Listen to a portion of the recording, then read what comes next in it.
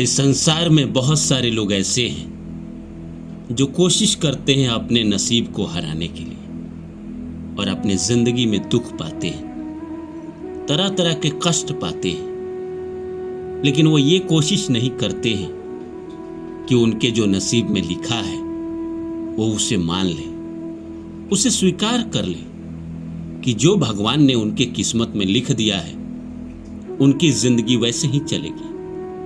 अगर हम अपने नसीब से लड़ते हैं, अपने नसीब को हराने की कोशिश करते हैं, तो हम हार जाते हैं। इस संसार में बड़े बड़े ज्ञानी लोगों ने भी अपने नसीब को हराने की कोशिश नहीं की है। जिन लोगों ने भी अपने नसीब को हराने की कोशिश की है वो इस दुनिया में हार गए हैं। सबसे बड़ा उदाहरण तो रावण है। उनके जो नसीब में लिखा था वो उसको बदलने चले थे। क्या वो बदल पाए? पूरा साम्राज्य खत्म हो गया, वो खुद खत्म हो गए, लेकिन वो बदल नहीं पाए। इस संसार में भी लोग ऐसा ही कर रहे हैं। इस संसार में जो लोग इस संसार को छोड़ के चले जाते हैं, क्या वजह है कि वो इस संसार को छोड़ के चले जाते हैं? या कोई इंसान उसके जिंदगी को छोड़ के चला जाता है, क्या वजह है कि कोई आपको अकेले छोड़ के चला जाता है? अहंकार। मैं जैसा चाहा वैसा ये क्यों नहीं कर रहा है, मैंने जैसा सोचा मुझे वैसा क्यों नहीं मिला। एक इंसान इसीलिए अपने जीवन को नरक बना लेता है क्योंकि वो सोचता है कि मैंने जो जीवन में चाहा वैसा क्यों नहीं हो रहा है मेरे साथ। नहीं होता है सबके साथ। ये कोई जरूरी नहीं है कि आपके साथ भी वैसा ही होगा। आपके भी अपने कर्म है प्रारब्ध के, पिछले जन्म के, जिसकी वजह से इस जिंदगी में आपको अच्छा मिल रहा है या बुरा मिल रहा है, उसको स्वीकार कर लीजिए, उसको हराने की कोशिश मत करिए। पर बहुत सारे लोग हराने की कोशिश करते हैं। एक लड़के की शादी एक लड़की से होती है। एक लड़के की शादी पहले तो हो ही नहीं रही होती है, 35 साल में शादी होती है।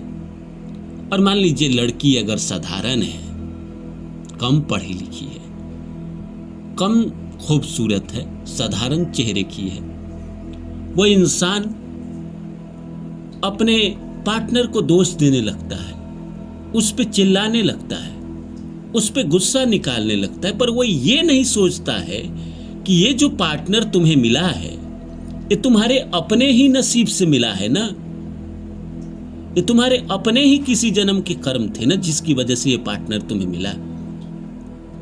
अब उस पे गुस्सा करके, उसको मार के, उसको पीट के, उससे लड़ाई करके आप अलग होके आपका तलाक हो जाएगा, या दोनों में से एक इस संसार को छोड़ के चला जाएगा, निराशा में, डिप्रेशन में, रोते रोते थक के, और अपने ही हाथों से अपनी दुनिया को आग लगा देगा इंसान, सिर्फ इसलिए क्योंकि वो अपने नसीब को स्वीकार नहीं कर पाया। भगवान ने जो उसको दिया वो उसको एक्सेप्ट नहीं कर पाया और अपने जीवन को नरक बना लेता है। इसी तरह जीवन के हर क्षेत्र में होता है। इंसान को नौकरी मिला, इंसान ये स्वीकार ही नहीं कर पाता है कि मुझे ये नौकरी क्यों मिला, मैं इससे कई गुना ज्यादा डिजर्व करता हूं।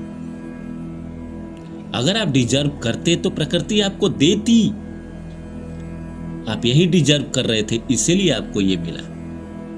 अब कंप्लेन करने से क्या फायदे? अपने कर्म को इंसान को सुधारना चाहिए, इंसान को अच्छे कर्म करना चाहिए, इंसान को दान्य पुण्य करना चाहिए, लोगों की सेवा करना चाहिए, अपने माता पिता का सेवा करना चाहिए, हमेशा अच्छे मार्ग पे चलने की कोशिश करना चाहिए, किसी को गलत मार्ग नहीं दिखाना चाहिए, किसी का फायदा नहीं उठाना चाहिए, किसी को गलत मार्ग पे ढकेल नहीं देना चाहिए। अगर इंसान अच्छे मार्ग पे चल रहा है उसके प्रारब्ध के कर्म धीरे धीरे कटने लगेंगे। जो इंसान ये समझ जाता है कि मेरे जीवन में जो कुछ हो रहा है सब परमात्मा की मर्जी से हो रहा है, उसके जीवन के 90% दुख खत्म हो जाते हैं। लेकिन जो इंसान इसको स्वीकार ही नहीं कर पाता है कि मेरे जीवन में जो हो रहा है वो परमात्मा की मर्जी से हो रहा है, वो जीवन में दुख पाते रहता है। उसे लगता है ये सब ढकोसले वाली बात है, ऐसा थोड़ी होता है कि हमारे जीवन में जो कुछ हो रहा है सब परमात्मा की मर्जी से हो रहा है। उसको लगता है सब मैं कर रहा हूं, सब मेरे अनुसार हो रहा है। वो अपने आप को विधाता समझता है। कोई इंसान की इतनी औकात नहीं है कि वही संसार में एक पत्ता इधर से उधर कर पाए जब तक ईश्वर न चाहे। फिर अपने ही नसीब से लड़के, अपने ही नसीब को कोस के, अपने ही नसीब को बर्बाद करके क्या मिलेगा इंसान को? जो प्रकृति देती है उसको अगर स्वीकार कर लेता है इंसान, तो फिर प्रकृति आपके रास्ते खोल देती है। प्रकृति पहले संघर्ष देती है। इस दुनिया में लाखों करोड़ों लोग जो असफल हो जाते हैं, उनके साथ होता क्या है? प्रकृति पहले उनके लाइफ में संघर्ष लेकर आती है।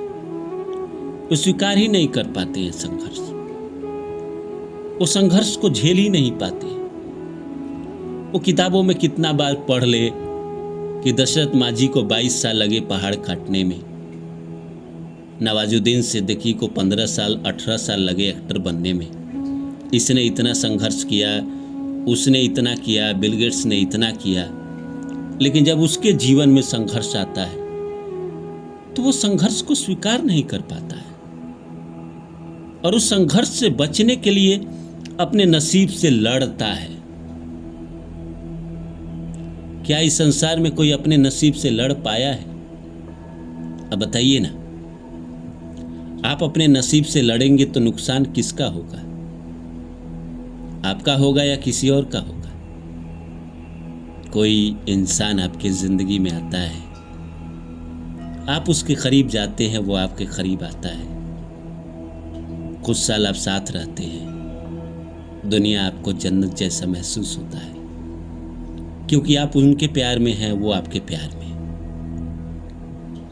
बस समय बिछड़ने का जब आता है, कितना इंसान लड़ता है, ड्रामा करता है। जो आपको छोड़ के चला गया उसको बर्बाद करने की कोशिश करता है। एक प्रेम में आप देखते हैं जब ब्रेकअप होता है तो कोई ना कोई, खासकर लड़का, राक्षस बन जाता है, या जो पहले छोड़ के गया दूसरा राक्षस बन जाता है, उसको बर्बाद करने की कोशिश करता है, उसको मरवाने की कोशिश करता है। इंसान अपना आपा खो देता है। इंसान को समझ ही नहीं आता है कि उसको क्या करना चाहिए, नहीं करना चाहिए, जबकि वो सब जानता है कि कोई इंसान मेरे जिंदगी में आया है तो किसी जन्म का अधूरा कर्म है, इसीलिए आया है, और आज कोई इंसान मेरी जिंदगी से जा रहा है, वो इसीलिए जा रहा है क्योंकि अब इसके कर्म पूरे हो गए, तो मैं इसे जाने देता हूं। भगवान कृष्ण गीता में कहते हैं ना, अशोचा नान्व सत्यम प्रज्ञा वादांश भाष्य, गता सुनगता सुनानु सोचंती ते पंडिता। हाँ पार्थ, जो चला गया सो चला गया पार्थ, और ज्ञानी तो ना आगत के लिए शोक करे, नहीं विगत के लिए। तुम्हारी शैली तो ज्ञानियों की ही है, पर देखो ना तुम कैसे बैठकर मूर्खों की तरह सोच रहे हो। अरे जो तुम्हारे नसीब में है, जो तुम्हारी किस्मत में है, वो तुम्हारे पास रहेगा, और तुम्हें छोड़ के क्यों जाएगा? छोड़ के तो वहीं जाएगा ना जो तुम्हारे योग्य नहीं है, तुम्हारे किस्मत में नहीं है। क्या आपके जीवन में आज तक कोई भी ऐसा योग्य इंसान जो आपके जीवन में कहीं ना कहीं वैल्यू ऐड करता है, कभी छोड़ के आपके गया है? नहीं ना, नहीं छोड़ के गया। छोड़ के वही लोग जाते हैं जो आपके जीवन में आते हैं आपको सिखाने, आपका दिमाग खोलने, आपकी बुद्धि को कहीं ना कहीं तेज करने आते हैं। और मैं मानता हूं कि बुरी घटना इंसान की दिमाग को खोल देता है। बहुत पहले की बात है, मेरे भी लाइफ में एक लड़की आई थी और मुझे भी उससे बहुत प्रेम हो गया था। तब मैं भी ना समझ था, मुझे समझ नहीं थी, मुझे इतना पता नहीं था कि दुनिया में सब कुछ परमात्मा करते हैं, मैं भी नहीं जानता था। वो प्रेम चला, फिर अंत वाला जो मैंने आपको बताया कि इतना रोना धोना, बर्बाद करना, आबाद करना, ये सब जो चलता है, लेकिन उस घटना के बाद कोई आपको जब छोड़ के जाता है 2 महीना, 4 महीना, 6 महीना तो आप बहुत छटपटाते हैं, लेकिन उसके बाद बुद्धि खुलती है, समझ बढ़ती है और फिर आपको महसूस होता है कि आपके नसीब में कुछ चीजें नहीं हैं। बहुत सारे लोग चाहते हैं जीवन में बड़ा बनना, अमीर बनना, पैसे वाला बनना 20 साल की उम्र में सपना देखता है, लेकिन 35 आते आते जब उसके सपने पूरे नहीं होते हैं और 20 साल में सोचता है कि वो इतना अमीर बनेगा कि बिल गेट्स बन जाएगा, और 35 साल की उम्र में भी 1000 रुपया किसी दोस्त से कर्ज मांग रहा होता है, तब उसको महसूस होता है कि मेरा नसीब उतना अच्छा नहीं है जितना मैंने 20 साल की उम्र में सोचा था। हाँ, जीवन में जी लेते हैं, सब कुछ हो जाता है, यही बस ईश्वर की मेहरबानी है। पर इंसान का भ्रम टूटता है, प्रेम में भी टूटता है। 17, 18, 15 साल की उम्र में लगता है कि जैसे प्रेम मेरे लिए ही बना है, मैं जिसको चाहूंगा वो मुझे प्यार करेगा ही करेगा। पर जैसे जैसे उम्र बढ़ती है, 25, 27, 30, इंसान जैसे जैसे मैच्योर होता है, समझ में आ जाता है कि प्रेम भी सबके लिए नहीं बना है। इश्क होता नहीं सभी के लिए, ये बना है किसी किसी के लिए। ठीक उसी तरह अमीर बनना भी सबके नसीब में नहीं होता है। कुछ खास दिल,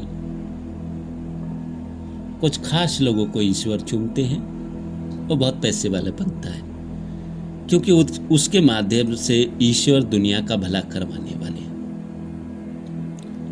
वो कोई एक मोदी पैदा करता है, कोई एक योगी पैदा करता है। हर कोई मोदी योगी नहीं बन सकता। कोई एक बिल गेट्स बनाता है, और उन्होंने तो इसलिए किसी को भी बनाया कि ताकि दुनिया का भला हो सके।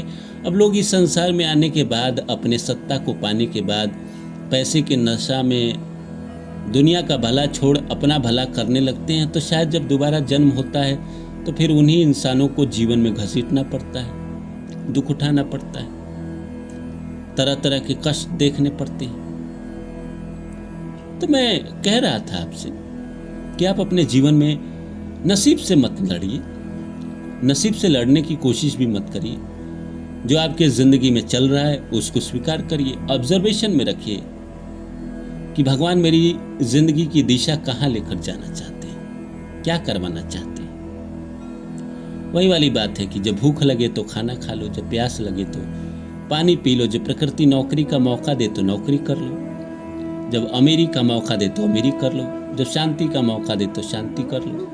कभी दुख दिया तो दुख भी भोग लो, कभी जीवन में परेशान किया तो परेशानी भी झेल जाओ।